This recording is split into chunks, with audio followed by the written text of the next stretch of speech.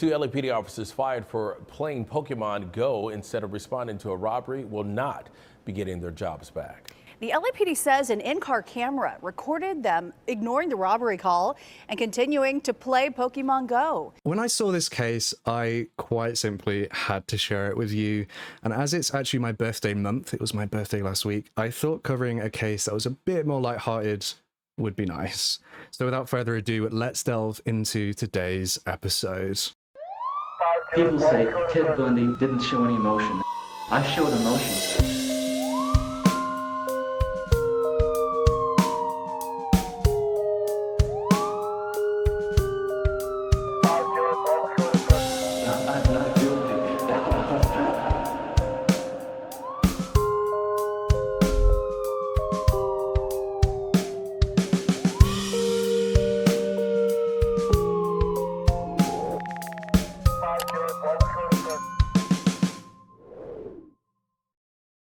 The following episode is not suitable for those under the age of 13. Viewer discretion and parental guidance is advised.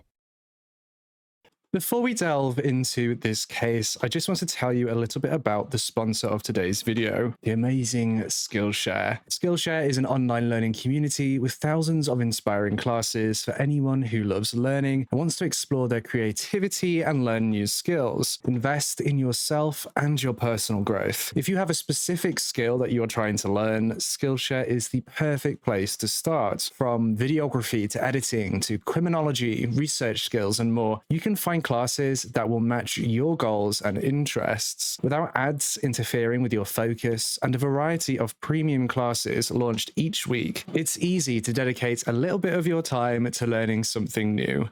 I've personally enjoyed learning along with a program titled Introduction to Criminology, Explaining Crime, led by an experienced criminologist. This course really provided some interesting context into criminology and has definitely helped me look at certain aspects of true crime with some fresh perspectives. If learning in English isn't your preference, worry not. Skillshare's platform is now available in French, Spanish, Portuguese, and German. Members can access the entire library of classes with subtitles, and Skillshare is also launching new classes spoken in French, Spanish, Portuguese, and German, so you can enjoy Skillshare in your language of choice. Right now, the first 1,000 people to use the link at the top of the description or my code will get a 1-month free trial of Skillshare, so make sure you grab your 1-month free trial. So thank you again to Skillshare for sponsoring today's episode and allowing content like this video to be made. Now, back to the case.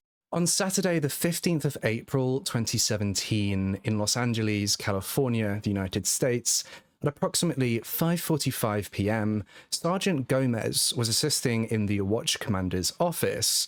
Now, the Watch Commander's office of the Patrol Division are responsible for the daily operations of police patrol on patrol shifts. So their primary role of the Watch Commanders is to provide citywide supervision to patrol personnel and operational command of all emergencies, serious incidents, major crime scenes, and non-emergency calls for service. So basically, they manage everything that's going on in active, ongoing inquiries and investigations. While Sergeant Gomez was assisting, a robbery in progress call, also known as a code 211, was broadcast for a robbery occurring at the Macy's at Crenshaw Plaza, which was located southwest of downtown LA, and this was being undertaken by multiple perpetrators. The broadcast stated that there were 3 male suspects stealing merchandise and possibly fighting with the security there. You could hear the security fighting over the radio. And so cops rushed over to attend to the scene, and about a minute after the call was broadcast, though some sources do state 10 seconds, but I'm more inclined to believe it was about a minute, Captain Davenport arrived on the scene, and straight away, Captain Davenport requested an air unit, notifying communications that he was going code 6 on the call, which basically means that he was responding to the location of the robbery. Now, interestingly, Captain Davenport reported seeing an unidentified police car start to back up down an alleyway nearby the scene before negotiating a left-hand turn to leave the area. which was extremely bizarre. 2 further units also responded to the call, and they responded code 3, which means that they used their emergency lights and sirens to get to the scene as quickly as possible. One of these units from the police station and the other from 39th on Walton. It was at this point that Sergeant Gomez, who was still assisting in the watch commander's office, noticed that Unit 3FB2, a unit comprised of officers Lozano and Mitchell, had gone code 6. Code 6, according to the LAPD manual, means, quote, Code 6, when a unit is conducting a field investigation and no assistance is anticipated, a code 6 followed by the location shall be broadcast. A unit shall not go code 6 until it arrives at the scene of a call. Units on code 6 status shall remain available for reassignment to priority calls by monitoring their radio frequencies. A unit on code 6 status may indicate to the dispatcher additional circumstances which will make the unit unavailable for assignment to a priority call. And these circumstances include a suspect in custody, primary unit at a crime scene, and or required at a backup, assistance, or help location. Now, as Captain Davenport had gone code 6 on the robbery, aka the captain was the primary unit at the crime scene and so was unavailable for reassignment to priority call, Sergeant Gomez noticed Unit 3FB2 was code 6 in the Crenshaw corridor, meaning that they had reported they were conducting a field investigation and that no assistance was anticipated. I know all of this police lingo can be a bit confusing, but the takeaway from this was that Unit 3FB2 had claimed to be investigating something, and importantly, they should have remained available for reassignment to priority calls, and they should have monitored their radio for those orders. Sergeant Gomez attempted to radio Unit 3FB2 to request they respond to the robbery in progress at Crenshaw Mall to assist the captain, though the sergeant received no response. Communications continued to try to make contacts with Unit 3FB2 over the air, but to no avail. Throughout this, additional broadcasts were sent that detailed the situation at the Macy's. This included the fact that one suspect had escaped and had attempted to flee. A unit from Figueroa Exposition, which was about 4.5 miles away, responded to the broadcast with a code 3, meaning they were headed to the scene with lights and sirens to assist the units already present. Sergeant Gomez asked again whether Unit 3FB2 had acknowledged the requests sent to them, and communications revealed that they hadn't. When Sergeant Gomez returned to the station, he realized that Unit 3FB2 had gone code 6 on their call on the Crenshaw corridor about 1 minute after Captain Davenport had arrived on the scene, approximately 2 minutes after the first robbery in progress broadcast was made. This was extremely bizarre and against proper police conduct, and so Sergeant Gomez wanted to determine what exactly had happened. Sergeant Gomez decided to respond to the Crenshaw corridor, the area where Unit 3FB2 had been stationed, and asked for the unit's whereabouts. Sergeant Gomez and Unit 3FB2 met at Crenshaw and 43rd Place at a 7-Eleven car park. The unit had been conducting an illegal merchandise investigation, and when it had concluded, Sergeant Gomez asked the officers what their duties were as footbeat patrol car. Officer Lozano, according to the court records, explained to the sergeant that their primary responsibility was community relations with citizens and business people, adding that, quote, the main issues are Lemert Park. After discussing their duties, the sergeant asked them what they were doing when the robbery call had come in, and when the multiple broadcasts were transmitted to contact them. Sergeant Gomez asked the officers whether they had heard the call for backup at Crenshaw Mall for a 211, aka a robbery. Officer Mitchell said that he had not heard the call, though Officer Lozano said he had heard Captain Davenport was code 6 of the Crenshaw Mall, but he stated that he did not hear a request for backup. The sergeant rightfully grilled the officers, stating that, quote, we have to listen to the radio.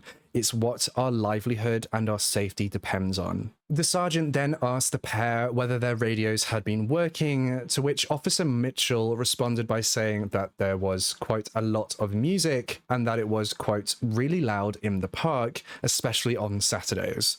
Officer Lozano concurred by adding, quotes, "We have no control over the public announcement system and all the loud noise. It was loud." Sergeant Gomez acknowledged that he couldn't dispute that and advised the two officers to, quote, "move to a location where they could hear the radio if they found themselves in a loud area in the future. The sergeant then asked the two officers if they had any questions regarding his concerns before reiterating that the best practice was to be in a location where they could hear the radio. Sergeant Gomez would later explain, quotes, "At that point, my understanding was that the robbery call wasn't heard because they were at the park, and like I said, I could not dispute that." The meeting between Sergeant Gomez and Unit 3FB2 concluded, and they went their separate ways. The following day, on the 16th of April 2017, Sergeant Gomez still felt uneasy about what the two officers had told him, and so when he came into work, he conducted a review of Officer Lozano and Officer Mitchell's CAD summary reports and of their DICV. A CAD summary report is created by dispatchers following an incident, the CAD standing for Computer-Aided Dispatch, and is effectively a log of the dispatch record and communications. The DICV is the police's digital in-car video system, which is utilized in service vehicles. It's important to note that the two officers did not realize at the time that their digital in-car video system, or DICV, had been activated. It was when Sergeant Gomez came into work on the 16th of April 2017 that it dawned on him to review their patrol unit's DICV's recording to, quote, "find out what they do on their average day." Sergeant Gomez's review of the DICV's system recording revealed new, shocking, and disturbing facts. If you cast your mind back to earlier in this episode, you'll remember that Captain Davenport, who had been the first responder to the robbery, had reported seeing a patrol unit back up into an alleyway close to the scene. Sergeant Gomez discovered from Unit 3FB2's DICV recording that it had been their patrol units that Captain Davenport had seen.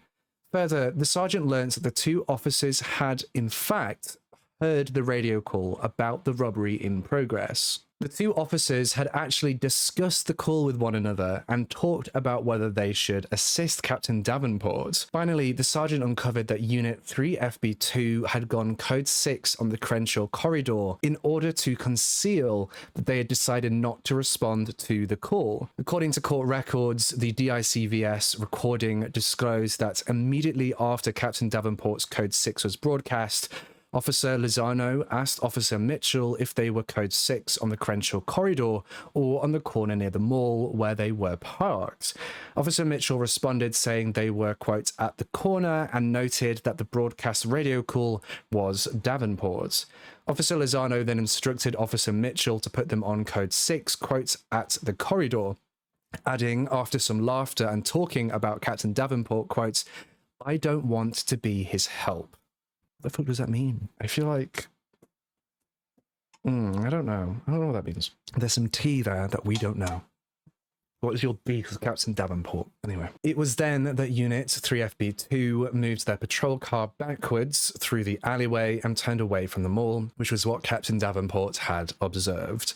Over the course of the next several minutes, the in-car video system recorded continued radio traffic being received by the unit about the robbery and about the pursuit of multiple suspects. After communications had made a second attempt to contact the two officers, Officer Lozano asked if they should, quote, "ask communications if there's a message," to which Officer Mitchell replied by saying, quote, "it's up to you.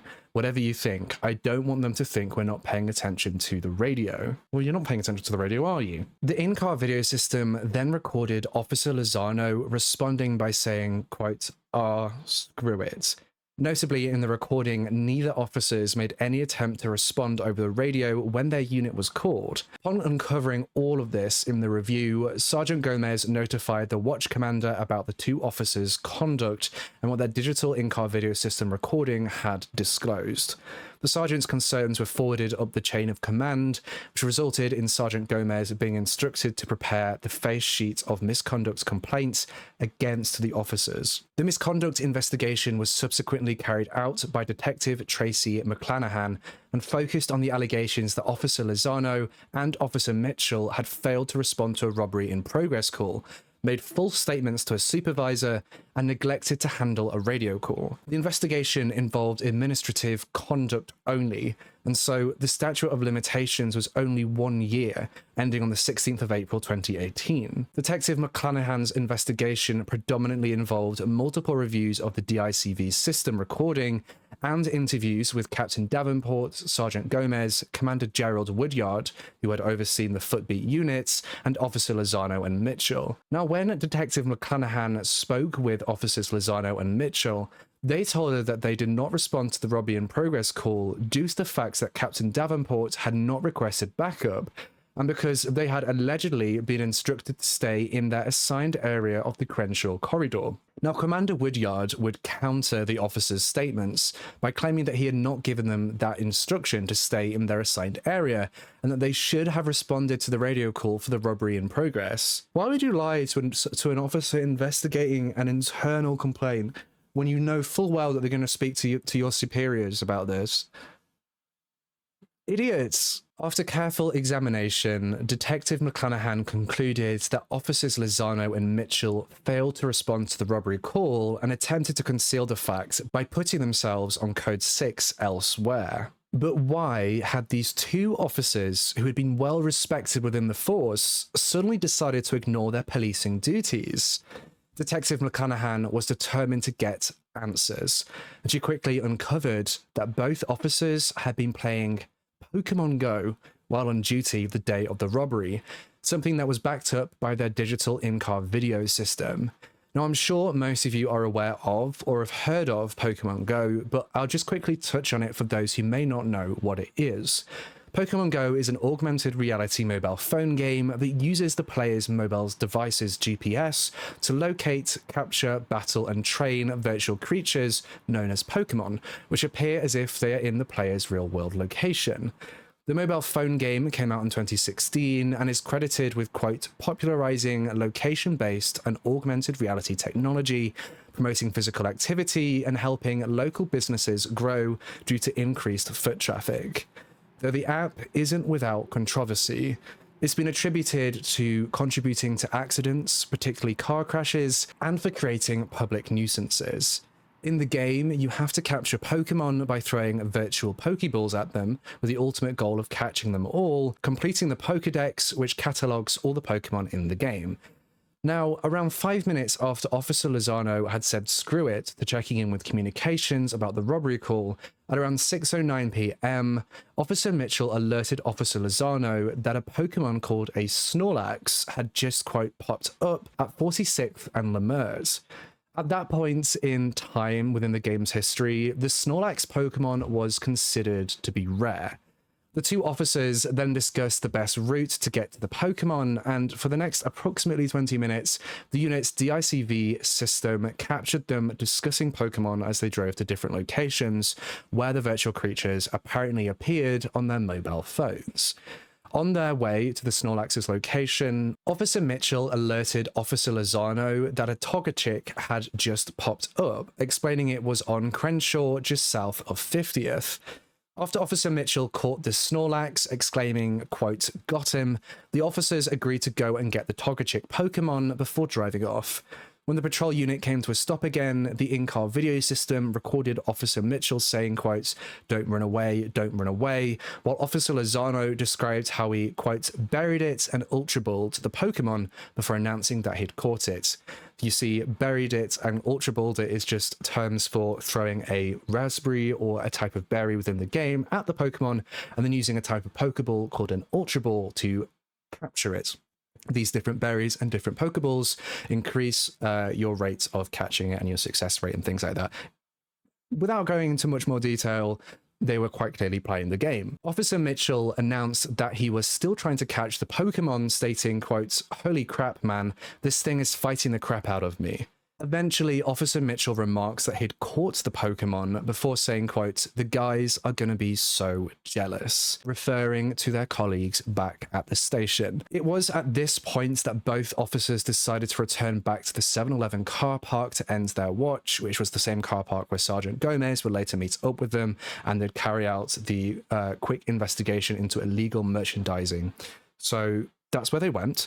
And as they journeyed to the 7-Eleven, Officer Mitchell stated, quote, "I got you a new Pokemon today, dude." Detective McClanahan, who had been the detective in charge of the misconduct investigation against Officer Mitchell and Officer Lozano, conducted a second round of interviews with the two officers to discuss her concerns that they had been playing a video game, namely Pokemon Go, while on duty.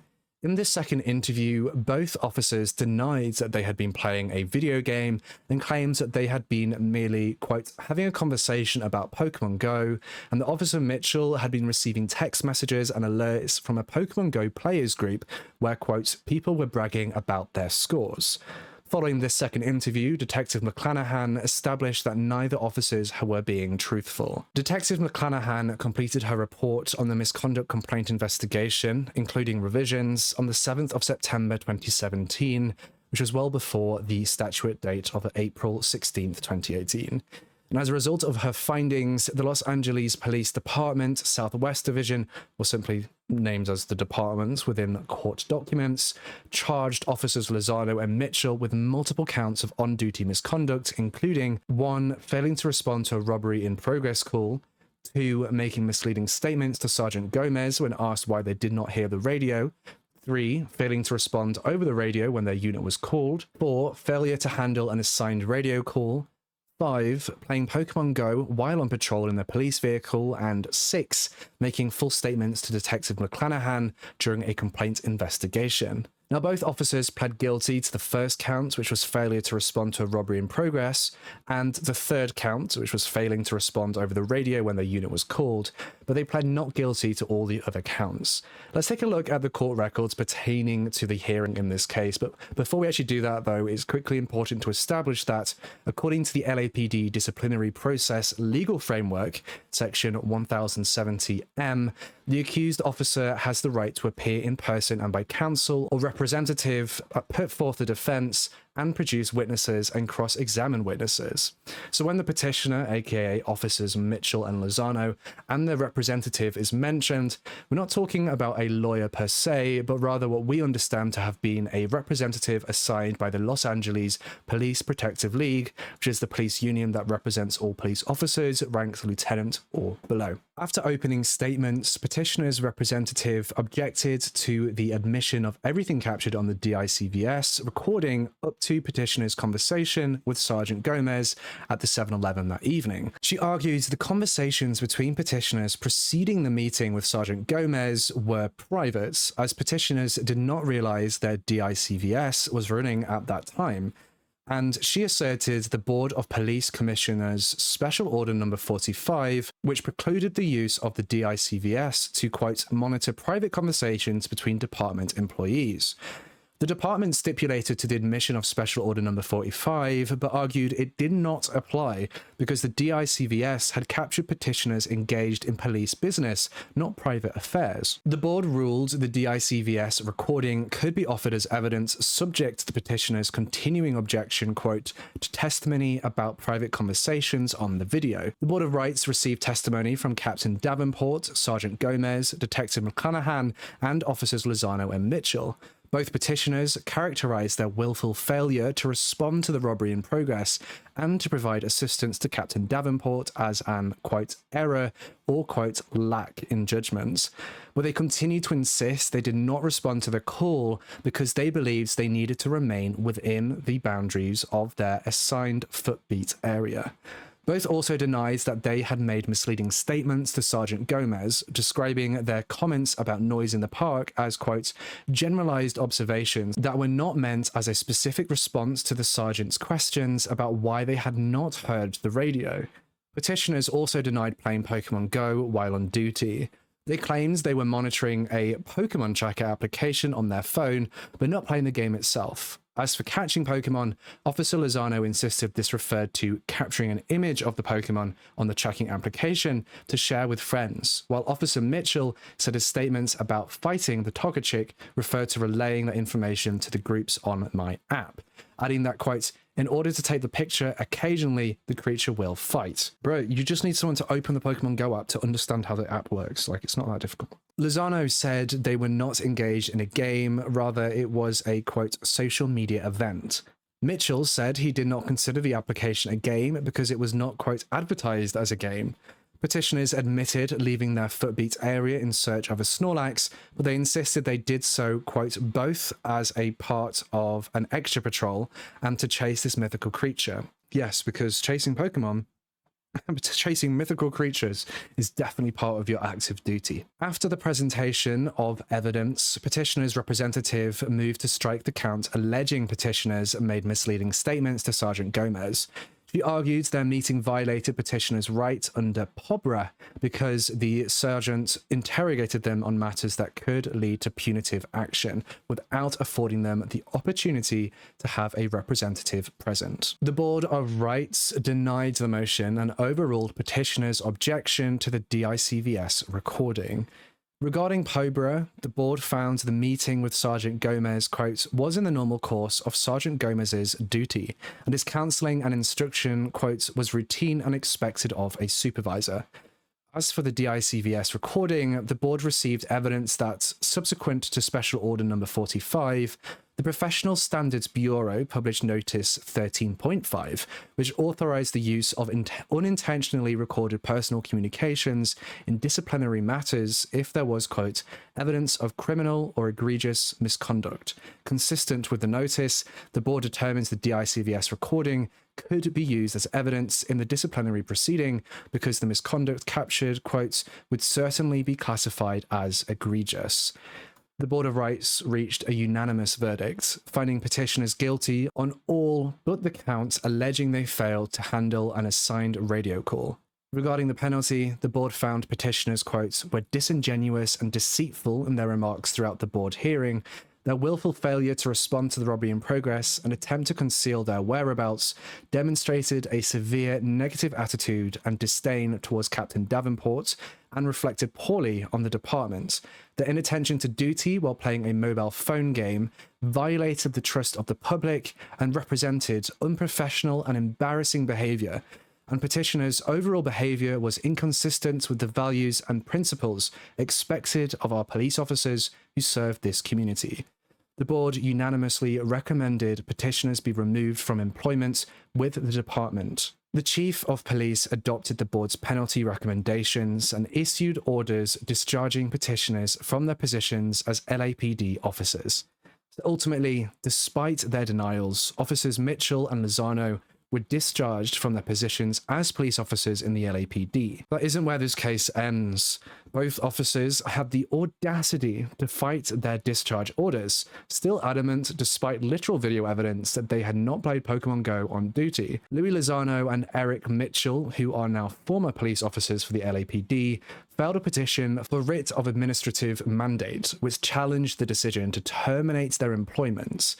This was on the grounds that the decision had been made in a manner contrary to the law by using the DICVS recording in their disciplinary proceeding and thereby denying them the protections of the Public Safety Officers Procedural Bill of Rights Act. And on the 1st of July 2022, the decision made by the Board of Rights was affirmed.